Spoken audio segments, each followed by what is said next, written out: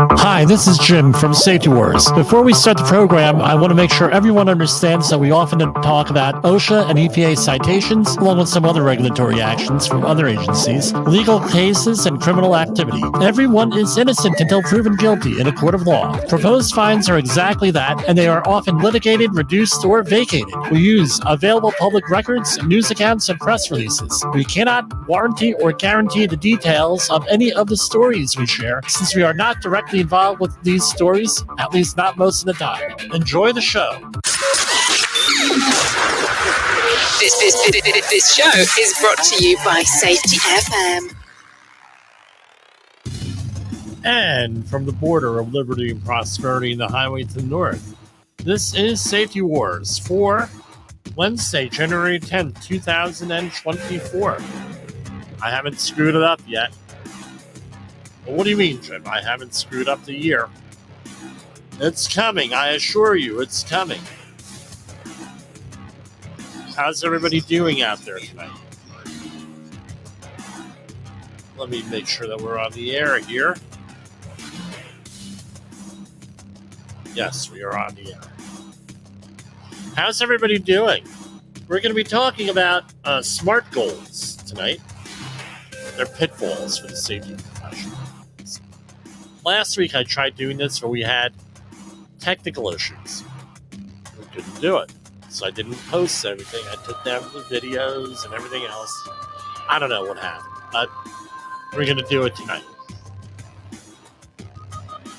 And we don't really talk about politics, or we do in a general sense, but we're going to have to talk about it just a little bit tonight on the show.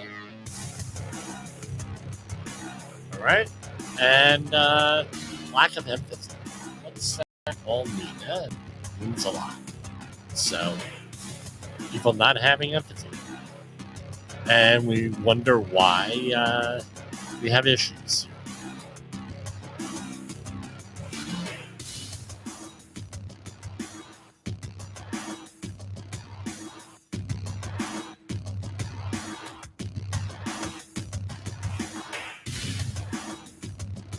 All right. So here we go. Just getting set up here.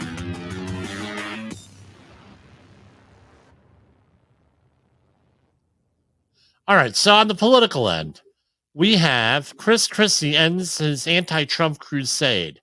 The bottom line is he was not eligible to take part in the debate on Monday up in New Hampshire. So what he ended up doing was, the primary, I should say.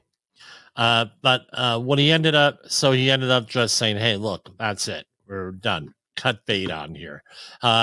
Basically, in 2016, when he ran for president, and with that open field, he ended up with a boatload of debt, and he ended up having to have Donald Trump bail him out, basically. So Donald Trump did a fundraiser for him in 2016 to alleviate his campaign debt, and that was successful.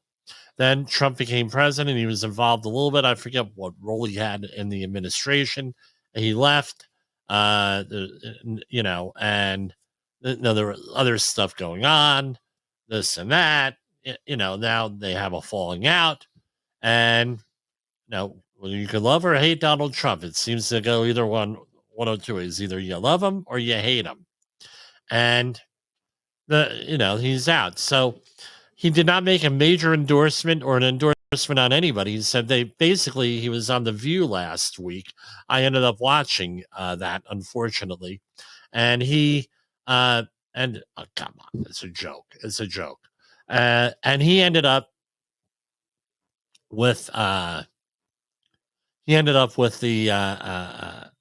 how can I say it? He said basically nobody's challenging Trump in the Republican field. But what I like to point out is this: regardless of your opinions on everything, we're going to face fact. Let's try to face fact. The one who started with the whole bombastic attitude was Chris Christie. Look at when he was governor, especially during the first term in New Jersey. He was out there with everybody, yelling and screaming, acting like Donald Trump eventually was. And what ended up happening, in my opinion, one man's opinion, one observer's opinion, and remember, I was involved in politics when this happened. What happened was the President Trump, my opinion, went and adopted a lot of Christie's style because that is what got Chris Christie elected here. Because we were tired in New Jersey, right, of a very nice person up there, very presidential, acting like governor, and then in the back alleyway, making all different types of deals in the dark rooms. Used to be smoke filled, not anymore. Rooms making deals and doing this thing and that thing. And we had one friend of the program here, I believe he is a friend, who was governor, who had and those days it was a scandal. Today it would have never been a scandal. And then you had another governor that was all different types of shenanigans, goes back and accusations of voter fraud in 1993. One of my friends did a expose on this, and people were tired of these shenanigans, so they wanted some straight shooter like Chris Christie to go up there and tell you what he felt. Agree with him, disagree with him, let the chips fall where they may. My opinion, Donald Trump adopted a lot of his techniques, saw what was going on in 2012. Trump ran a little bit, but wasn't official, came back in 2016, and the rest is history, so to speak. So for him to go out and criticize Trump, and the way he acts, I don't know, with that. Now, what I don't think is smart for Christie to do is to go out there and trash everybody else in the field. All right. So he was reportedly caught trashing Nikki Haley on a hot microphone. So his words was, Christie caught on hot mic, really said, gonna get smoked. Right. And Chris Christie's launch up presidential bid. This is from Politico.com. The former New Jersey mayor never won for softening his elbows. Let it be known how little he thinks of his soon-to-be former competitors just as he exited the political stage. She's going to get smoked, the former New Jersey governor said of former UN ambassador Nikki Haley, although he did not reference her by name. And you and I both know, quote, she is not up to this. Haley stands to gain from most of Christie's departure from the contest. And I don't know. His whole thing is nobody in his campaign was anti-Trump. That did not go over too well with him. I don't know if it was the message or the man on this one. With this. Now, second one. All right, and we're going to be talking about politics. It's an election year. I used to follow it a lot. Now, not so much, because you could go nuts watching this. And as I told somebody else, somebody said, Jimmy, why don't you have a political podcast? You'd be really good. You're with your knowledge and your history, blah, blah, blah. You'd probably be really good. What do I always say? If you can figure out a way of me making money off of a political podcast, I'm there. And what do you think happens? Right? They run away. They scurry away when you say that. Just like if you have someone who wants to do a business deal with you, right? What I learned was, let me see your tax returns for the last 3 years, or I asked them a question: do you owe money to the IRS? Right? You ask them that, and then they go running away because nobody wants to answer that kind of stuff. And then you get the other thing is where and I shared this story with my son yesterday. and I shared it here on the program several times. Hey, Jim, I don't think that's a good safety rule. Why don't you go up there and argue it?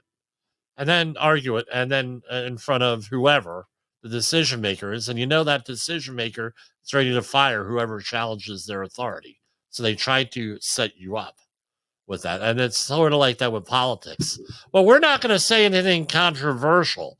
So guess what? We want you to say it controversial, Jim, and we'll back you up. Well, you know what? I don't have time for it. So, yeah, that happens. Believe me. Now,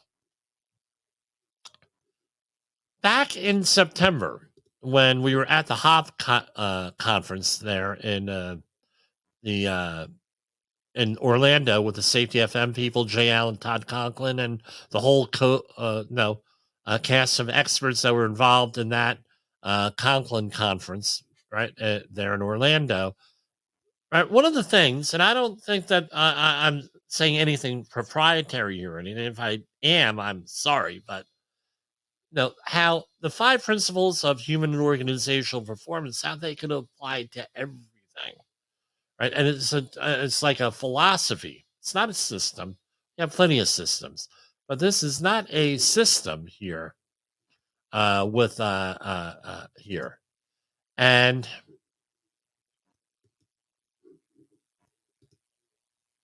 right, this is not a new system of things like our safety people, right? Something happens, so we got to fix something, right? So what happens? You go and fix something, and then it lasts for a month, and then 5 weeks later, something else. Oh, now we're going to have a new thing. And it goes on and on. Then you have people going and investing, behavior-based safety, behavior-based, this program, that program. And it gets repackaged into another program, behavior-based safety. What does it come down to? Blame the worker, blame everybody but management, blame, and shame, and retrain.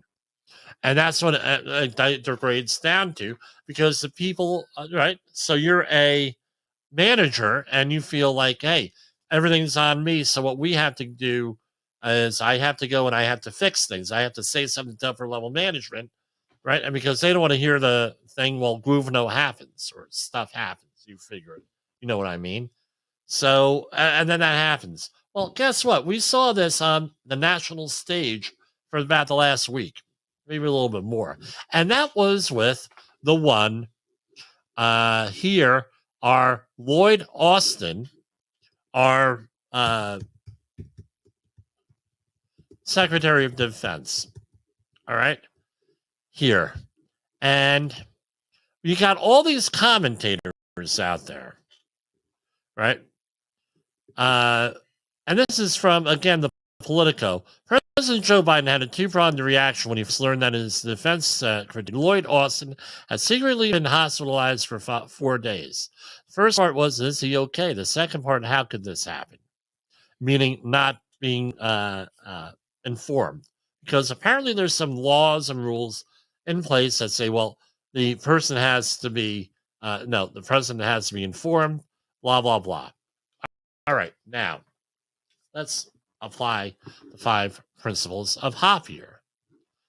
Right? Just so I don't mess them up, let me get out the list. 5 HOP principles. And by the way, it is Wednesday. So we're going to go through this on Wednesday. What the is. So it is Wednesday. Hold on. This is Safety Wars, broadcasting to our brothers and sisters in the occupied territory of behavior-based safety. Get out your secret decoder ring. Here is your nightly message. Learning is vital. Learning is vital. All right, so learning is vital. We can arrange these things any old way, and I do this as a tongue-in-cheek here type of thing. So let's talk about them. People make mistakes. The first principle is an acceptance that people are human, and being human means we make mistakes. Number 2, blame fixes nothing. When things go wrong, people want to blame someone. Simple explanations. It's always as simple. And what happens when you blame something? You don't fix anything. Context drives behavior. Learning is vital, and response matters. Now, I'm sorry. We know here, jimpoesl, what drives jimpoesl nuts? false outrage. Drives a lot of people nuts, but they don't. But what I find happen over the 300 and some programs here, and what I've been the phenomenal stuff I've learned over the last 3 years is this. We try the key to successfully talking with people, to communicating, to persuading, to talk about the issues. Doesn't matter however you want to say it, is this. If you could articulate what's in the person's heart, then you're going to be much more successful. And that's what we've done here. We try to articulate, and this is what the advantage is with HOP. It articulates what people really know, what their real world experience is. Now, let's look at this. And by the way, I'm reading and this is what really annoyed me about this whole thing is this.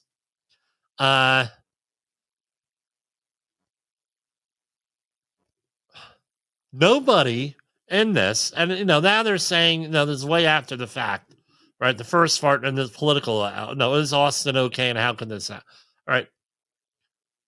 That's not what was communicated for the last week anywhere in there. I've been reading all the articles here. Few and far between. All right. What would have been nice was, you know what? We had a situation here. This is what the president or someone, and there should say. We had a situation where we had a cabinet secretary. He got sick. Real bad health issue here. And maybe it slipped his mind to make all the proper notifications and everything else because this was a real crisis for him personally. And the nice thing about our government is that we have a lot of capacity here. We have a lot of capacity where if something bad happens or something like this happens or he doesn't report, he's MIA, whatever we want to describe it, we have other people lined up. Well, it really wasn't impacted our national security or anything else. It was more of a pro forma type of situation. But, we want to say to this. We hope that the secretary makes a complete recovery. We hope that and we pray. If you believe in prayer, you go out and pray for the Secretary of Defense that he makes a complete recovery, that his family is okay, and everything else. And that's basically it. And by the way, we're going to use this opportunity for educating the public on prostate cancer. And if you want, there's a handout here that we're going to go to. And since you're their government, they probably have their own handouts already from somewhere else. And it's from, we have this one from the American Cancer Society, prostate cancer fact sheet, right? And the Secretary Austin, he's a 70-year-old African-American male. So obviously he is at a higher risk of getting prostate cancer, but all men are at risk for it. And then maybe you go through and you talk about some of the prevention methods that are out there with this, and then screening, and then you stress screening and early detection here, and then some of the signs and symptoms and maybe some treatment. And this way you have a moment of high impact and you go into this and you say, you know what, really important, you go to your doctor and get screened for this, especially if you're at higher risk. That would have been the correct way of handling this, some empathy and everything else thrown in there. All right. Now, the fact that he had prostate cancer, I'm not a doctor. I don't play one on TV or the internet, but I know a lot about stuff. All right. Some stuff. This is one of the things because one of my family members had a scare about a year and a half, 2 years ago. And we had, and I had been asked by another family member, hey, let's go. What do you know about this? Let's do some research on this and let's try to come up with some informed decisions with this where we could all get together on this. So this is how I found out. I researched a lot of this stuff. All right. And basically, he had been, my understanding, based on the publicly available information, was that he was diagnosed with this fairly recently, and he went in for surgery, which indicates to me that this is probably not stage 1 cancer, maybe stage 2 cancer. So this is a little bit more advanced. He might have had it for a number of years. Now, this is what we call adding context to the stuff not being reported. Right? So the guy probably has stage 2 cancer. All right. That's the context. End of the year. He probably goes, and there's a little speculation here, but just a little speculation, because we deal with people and we know end of the year, people have some vacation days saved up. Now, not a lot going on in the office. So you go out there and you say, you know what? I'm going to quietly take care. Hey, I'm just taking a couple of days off. Here are the keys to the file cabinet. We're going to blah, blah, blah. And then you go out and you probably thought, well, we're going to quickly take care of this. This is like minor surgery to do whatever here. And then go out and, and then he had complications. And now he has complications.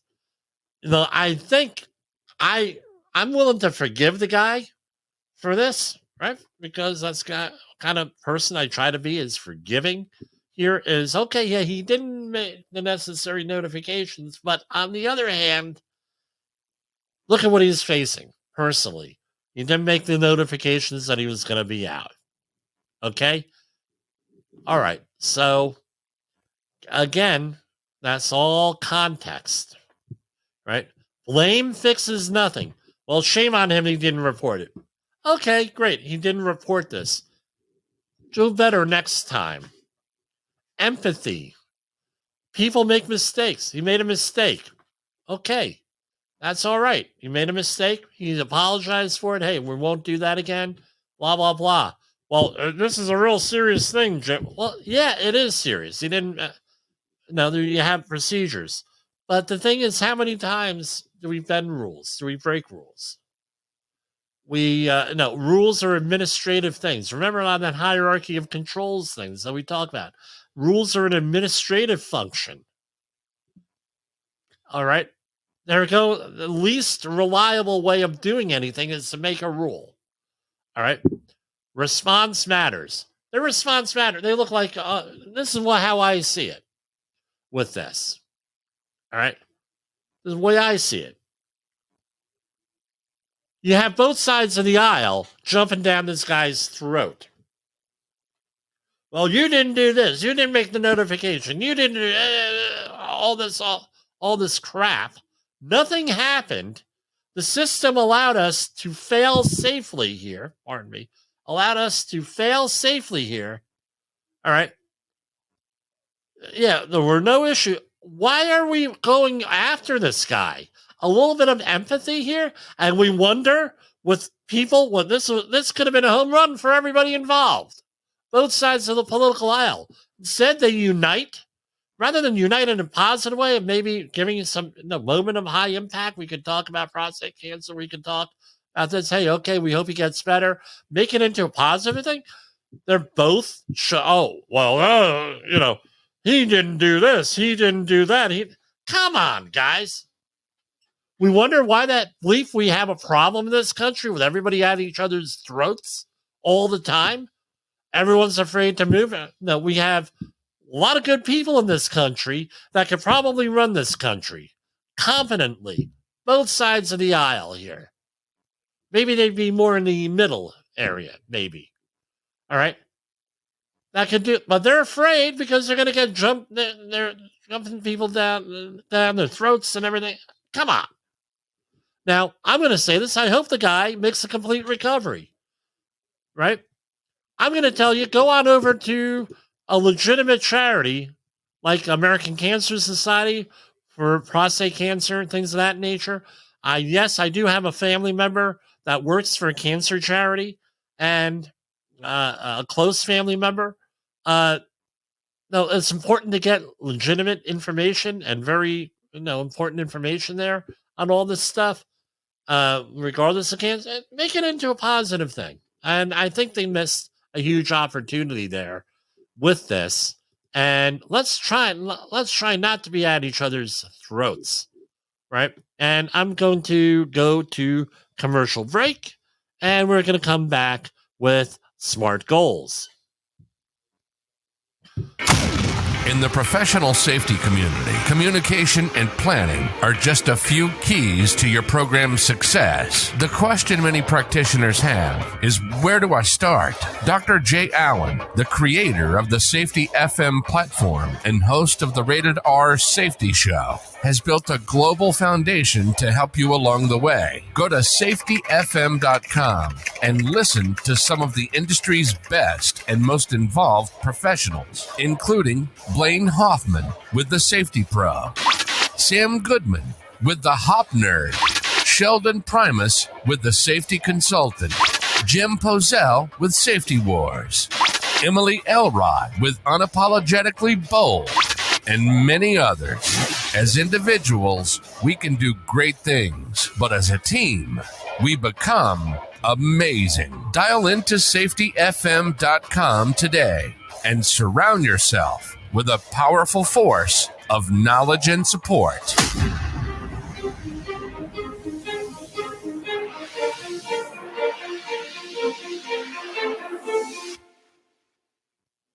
OSHA recordables, catastrophic losses, environmental disasters. You want answers? So do I. This is Jimpoesl with Safety Wars. That's my daddy. Yes, I am your father. All right. Now, what happened? Now, my introduction is smart goals. All right. Back in the refining industry, I was a contractor for many, many, many years. When I left it, over half my career was in oil refineries, oil terminals, petrochemical situations, spills, the whole 9 yards on that.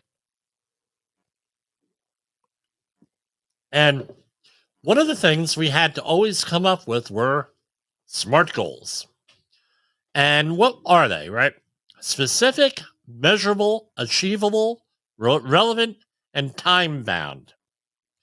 And we used to struggle a lot of times at the beginning, right?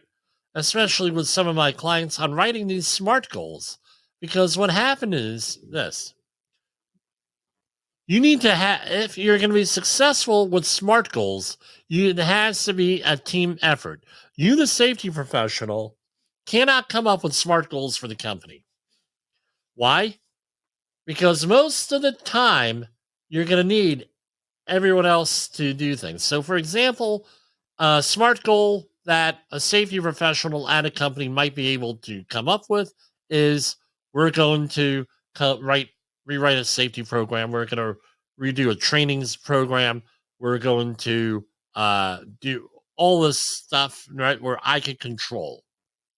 And we ended up doing that a lot of times. Okay, we saw a hole in our system, weakness, or something, or maybe it could be regulatory, it could be common sense, it could be industry standard, it could be whatever. And okay, I can handle that. Maybe on the paperwork end, right?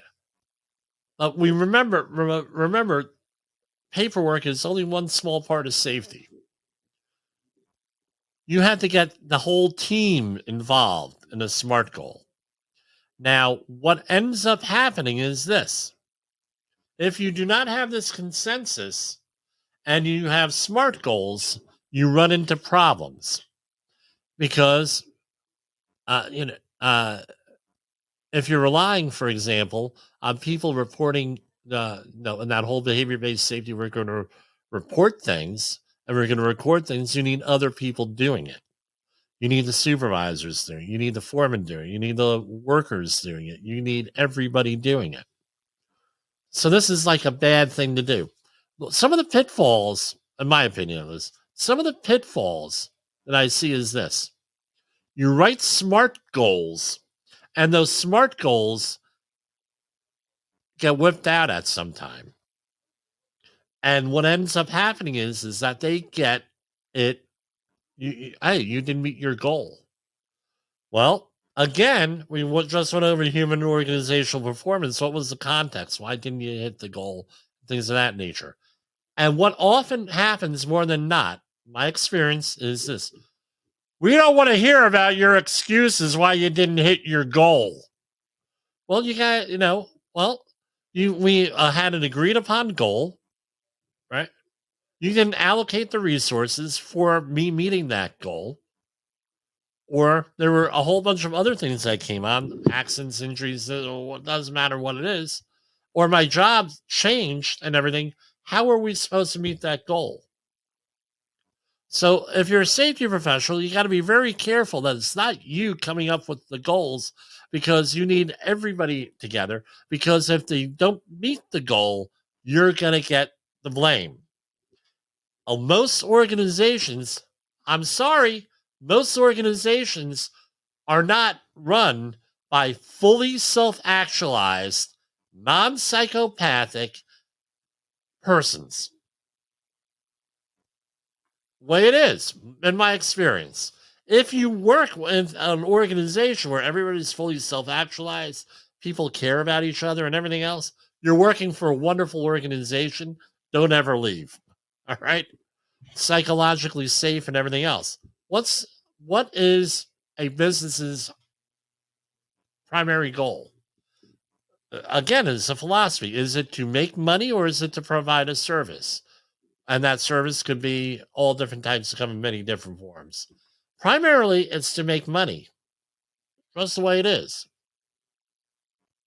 So take it for what it is. You don't meet a goal, whatever, you make it up. That's what's going to be the primary thing, is to make goals.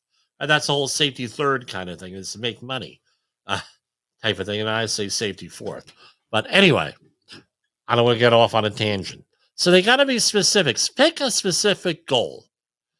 Right? Get people on, well, this is what we're going to do. X, Y, and Z. A good one might be, rather than say we're going to do so many near miss good catch reports, we're going to do this. Pick a training program. We're going to train the workforce in X, Y, and Z. You could give us a call, 845-269-5772, because I am lining up annual training programs for all my customers this week, right? Some of them didn't get back to me, end of the year kind of thing, blah, blah, blah. Okay, everything can. So now we are in a program. I have customers in annual programs. Then number 2, measurable. How are you going to measure this stuff? Training programs are good. You just give them out and they do training. Good, right? They do the training. Now, what we want to do is, how effective is that training? Is that training being used in the field? So if you have a whole training program on, let's say, personal protective equipment, is your personal protective equipment being used better? You being used more? Appropriate? Things of that nature. You don't have to go out there and remind the same 5 people to put on hard hats or safety glasses or whatever. Is it being effective? Is it measurable? Yeah, we did the training, but what's the impact? No, you can easily measure that most of the time.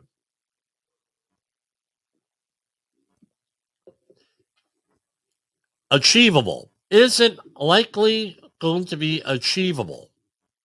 Are you setting that goal up on a pedestal somewhere? Oh, yeah, we could, and it's pie in the sky, and you can't, no. You have to say, well, is this an achievable goal? This is what the idea of getting everybody on board is, right? If you have everybody on board at the organization with your goal, now you're more likely to achieve that goal depending on what it is on that.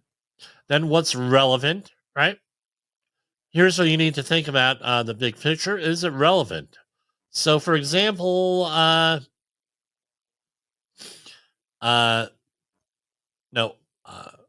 find out and do a needs assessment. I would tell you what, go and do what's called a learning team. We talked about learning teams already.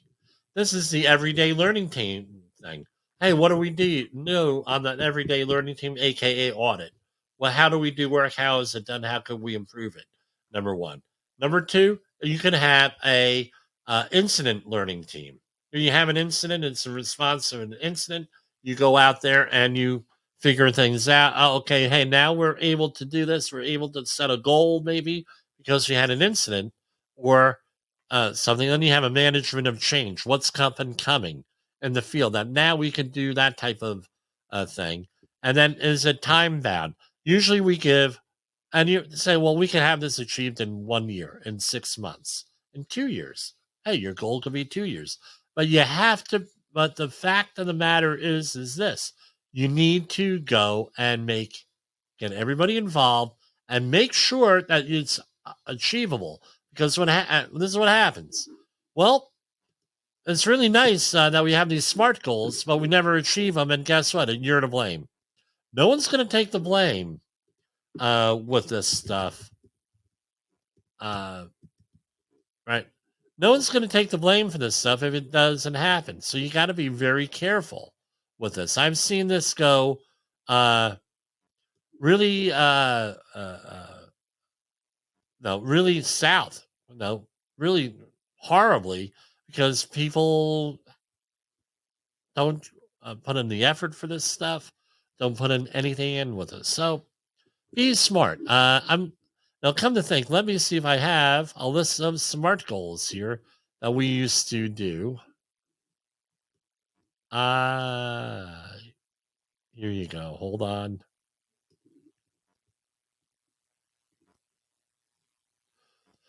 I used to have a whole bunch of stuff here.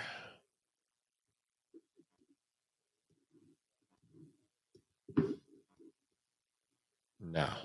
I thought it would be easy to come up. So I'm going to do this. Let's Google safety SMART goals.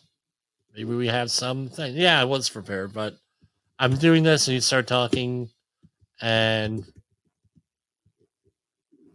here we go.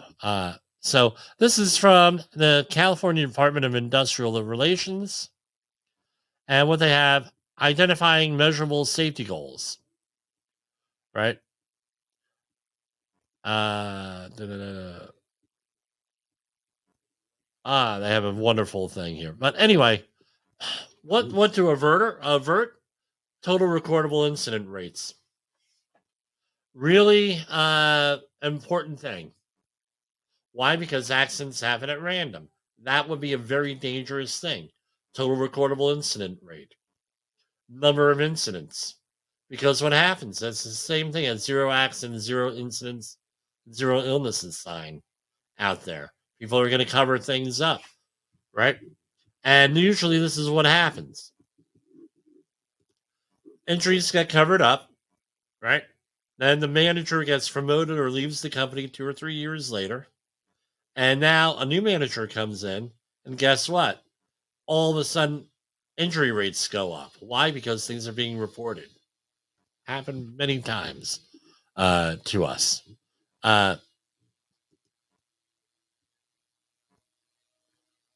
So here's some outcome-based activity, and this is from ohio.gov, right?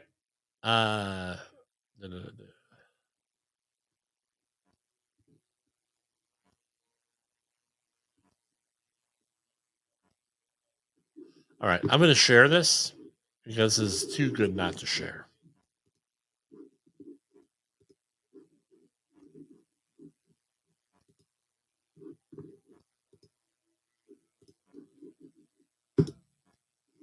So here we have safety goals and measurements.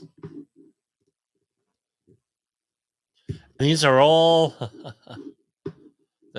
outcome-based, activity-based safety goals and measurements. Development of specific, measurable, attainable, relevant, and time-sensitive goals is important to the success of any safety and health program. Unfortunately, many people make the mistake of focusing solely on the desired outcomes in the development of their goals. They fail to develop activity-based goals that will help them to get those outcomes. Okay, so you try to do activity-based goals with this, right? To do things, and you set the stage to create a safe environment, safety, psychological safety in there, where you're going to be able to get reports and set the stage, so to speak, so you have a better outcome. Now, they fail to develop activity-based goals. To increase the chances of success, develop both activity-based and outcome-based goals. Examples, and here they give you examples. An outcome-based goal, I can guarantee you this, you're going to fail. Percent reduction in OSHA recordable injuries. Guess what? If that's what your goal is, how the hell are you going to get there? How is that achievable? Percent reduction in workers' compensation claims. Percent reduction in workers' compensation costs. Reduction in vehicle accidents per mile. These are all dangerous things you got to be very careful with. I would avoid. Improvement in corporate audit results. Okay, we could do. What does that mean, though? Reduction in observed hazards. Well, guess what? If you're going to be measuring something, I can guarantee you're not going to see as much. It's not going to be as reported. Reduction in average cost per claim. That's very adversarial. Frequency of all injuries and illnesses, lost time injuries, severity, absentee rates, productivity per employee rates, production error rates, incidents of workplace violence, incidents of accidental releases, self-audits for regulatory compliance, and going on, statistical tracking, all this other stuff. Very difficult. OSHA audit, no citations. Okay, great. It all depends on, if OSHA comes out and audits you, they're doing it for a reason, number one. Number two, it all depends on the expertise and the focus of that auditor. They have their own biases put in there. And I'm not saying anything against OSHA, right? So, for example, if you have an electrician, a person who's an electrician by trade, doing your safety audit, even from OSHA, where do you think they're going to focus on? Electrical. Let's say that there's a complaint about electrical stuff in the OSHA office. They're more likely to send you someone who's familiar with electrical stuff to do the audit, the compliance professional with that. Now, an activity-based goal. Investigations need to be completed on time. That's a good one, right? Investigation identifies causes. Investigation identifies an action plan. I don't know, we all have debates on this, right? Causes, what causes an accident. Are you implementing those action plans? Are safety meetings held as scheduled? This is one of the, especially when you're dealing with an accelerated schedule and you're under a lot of scheduling pressures. Getting to hold the safety meeting at the same time every week and consistently could be a problem because everyone's in a hurry. Agenda promoted in advance. How I interpret that is, do you have a plan? Safety records updated and posted. Okay. Inspections conducted. Inspection findings brought to closure. Management safety communications. Management safety participation. All these things set the stage. Near miss, near hit reports. Disciplinary violation reports. Right? All this, some of it's negative. Going on and on and on. But you're basically setting the stage for success with an activity-based goal. So I'm going to save that one there with that. And that's all I have on SMART goals. Just be very careful with the SMART goal that you choose. That's the moral of the story. We're going to go to commercial break here as I set up the next. Have you listened or watched the Safety War show? It does stream live on the radio and on the streamer-emers that we have. So if you have not taken a listen to Jim Poesl and what the hell he's doing every evening with Safety Wars, I would strongly encourage you to take a view or take a listen, whichever option is available for you, and take a listen to what the hell he has going on. It will take some deep dives and some information that you might be interested in. You are listening to Safety Wars. Tomorrow's Safety Today. Is your safety training old, stale, and hackneyed? Is your safety trainer still preaching a warped version of behavior-based safety? How about safety training that actually addresses your hazards in your workplaces and is not standardized baloney from 25 years ago? Contact the Safety Wars team at safetywars.com or call Jim Posel at 845-269-5772. Remember, if you're receiving this message, you are the solution to unsafe workplaces. Okay, we are back. This is from, and I'm going to do a share screen on here. Oh, we are already doing a share screen. Okay. All right. Here we have, this is going to be a good one. OSHA finally has updated its started posting 2024 press releases. But I'm going to give you a hint. We normally go over the Department of Labor. That in this case was 9 days ahead of OSHA issuing OSHA press releases. So you go figure. A 36-year-old mower operator drowned after the mower rolled over in a pond, pinning the worker underwater. Federal workplace safety investigators determined the employer could have avoided the incident by following required safety measures outlined in the Equipment Operator's Manual. Again, I was asked to evaluate some equipment.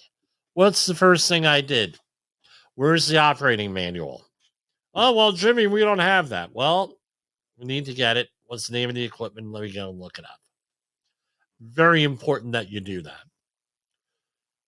An investigation into the July 4th, 2023 incident by OSHA found the employee of a certain company was riding a zero-turn lawnmower in a residential neighborhood when it tipped over into a water retention pond.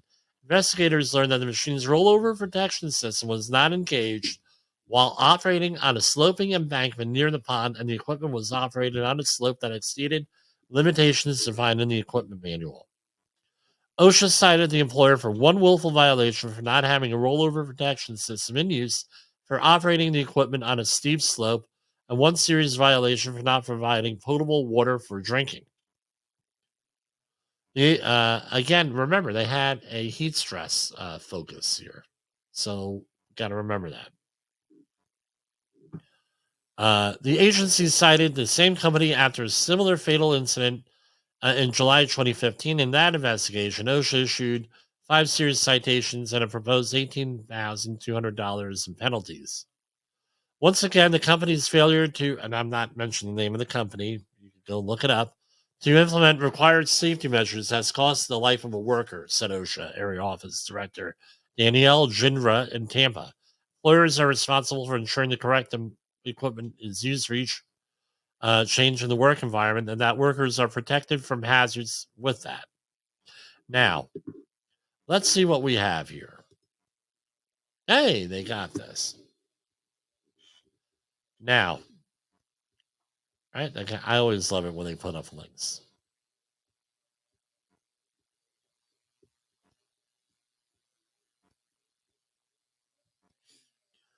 Okay, citation 1, item 1.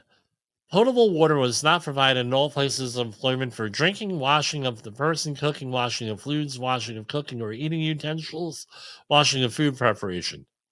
On or about July 4th, at the work site, they're working on July 4th, man. The employer did not provide drinking water for employees conducting landscaping activities in high heat conditions. Again, focus on heat illnesses. How much does water cost? Right. Well, I can guarantee it costs less than $10,046. Citation 2, item 1. Type of violation, willful serious. Now, they're saying an X mark. Now, let's see if we can find this, right? The employer did not furnish. This is a general duty clause of violation here. And as a review, what's a general duty clause violation? OSHA has to prove 4 different things. The employer failed to keep the workplace free of a hazard to which employees of that employer were exposed. The hazard was recognized. The hazard was causing or likely to cause death or serious physical harm, and there was a feasible and useful method to correct the hazard. Now, what I would suggest, especially if you have to write emails to whoever that as a general duty clause violation, that you include this, right? In that letter. I had to do that a couple of weeks ago with somebody. I said, look, there's no OSHA regulation for this or recommendation. However, this is a recognized hazard, and we're failing to keep the workplace free of it. The hazard is recognized. I'm recognizing it. Number 3, if this thing causes a problem, it's going to be death or serious harm. And by the way, this is how we fix it. Right? And here it is. We have what is called an X-Mark lawnmower. Right? And apparently it rolled over. So let's go over and let's see. I do this on the air because I want to see how quick we could find the X-Mark lawnmower instruction manual.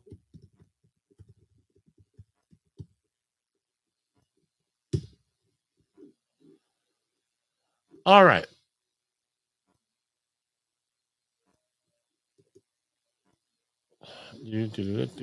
Safety. Recalls. SCS sheets. Zero-turn lawnmower. Mower safety tips in English. Yes, we will allow a download.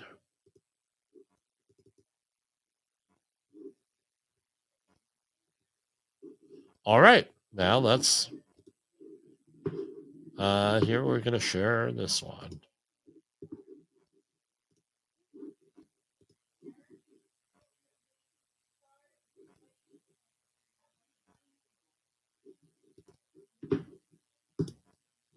X-Mark General Mower Safety Tips.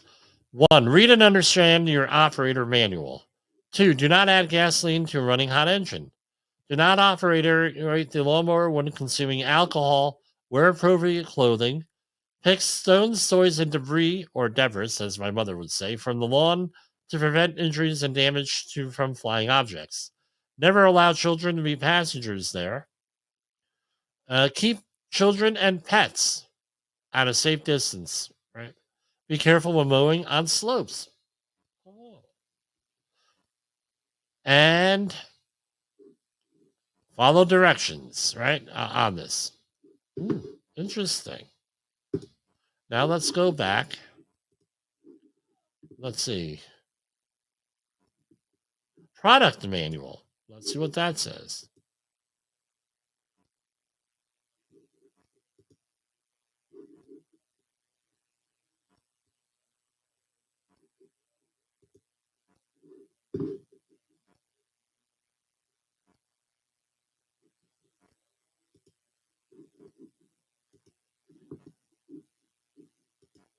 Bear with me. Again, we do this in real time for a reason.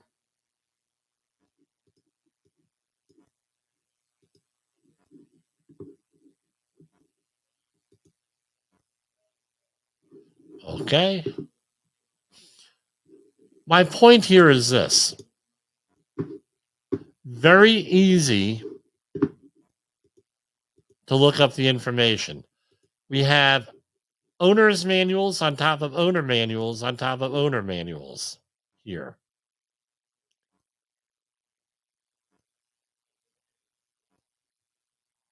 With this. Do this. Tips.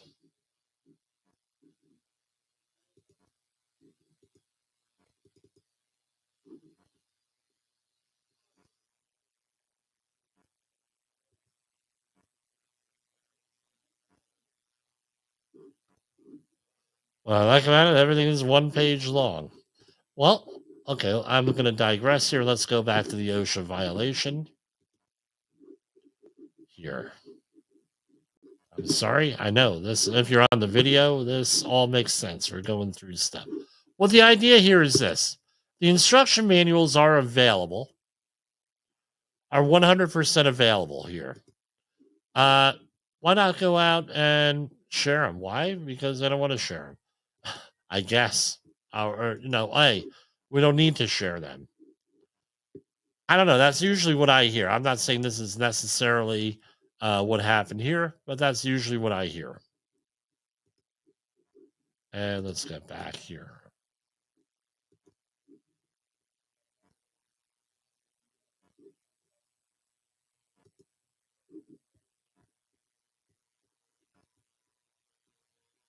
All right.